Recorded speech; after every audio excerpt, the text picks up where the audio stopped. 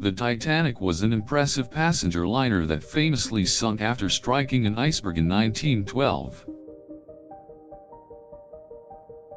It was 882 feet long and 92 feet wide and weighed approximately 46,000 tons when fully loaded. It had a draft of 34 feet when it set sail for its fateful voyage.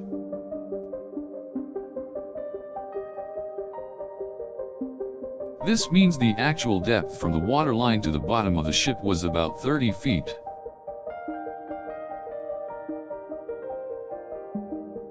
This is an average depth for a passenger ship like the Titanic that was primarily built for coastal sailing.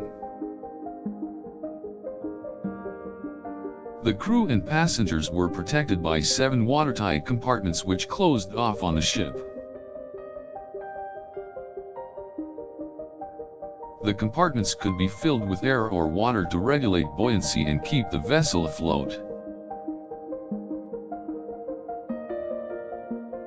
However, because of the actual circumstances of the incident with the iceberg, the Titanic sunk too quickly to utilize the compartments.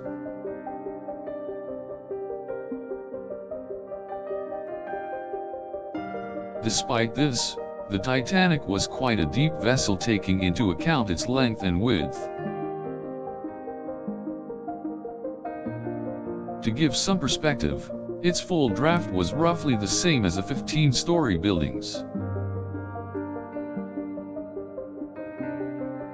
The Titanic also boasted an impressive amount of cargo capacity, which added to the ship's depth. This meant that the actual depth of the subsurface was about 70 to 80 feet.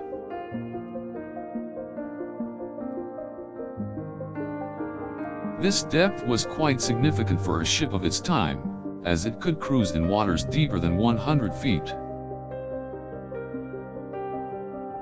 The Titanic was also equipped with 8 powerful electric engines, which allowed it to travel deep underwater as well. All 8 engines were powerful enough to push the vessel underground at a maximum speed of up to 18 knots. Even today, this is considered a very remarkable pace for a vessel of that size. However, due to the hull design and the sheer size of the ship, it was impossible to take it any deeper than 80 feet. This was the depth of the hull as well as the outer decks, so the subsurface of the Titanic was not that deep. This was mainly the case because the Titanic was primarily built for coastal sailing, and was not designed to go deep into the sea.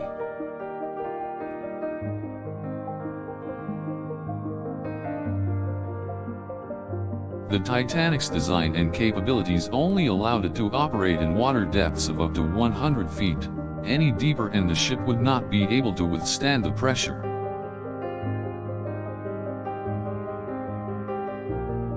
This is one of the reasons why the Titanic was not able to travel very far in deep sea waters before it encountered a large iceberg and sank.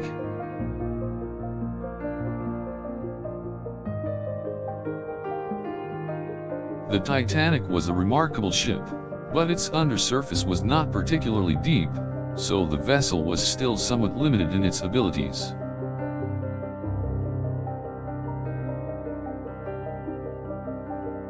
Nevertheless, the Titanic was a huge vessel and its sharp keel made it an impressive sight in the open sea, despite its shallow depth of only 80 feet.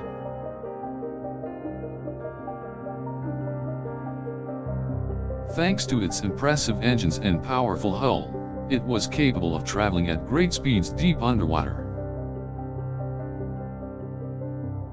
This meant the Titanic could explore waters deeper than ever before, although the depth of the subsurface was quite shallow.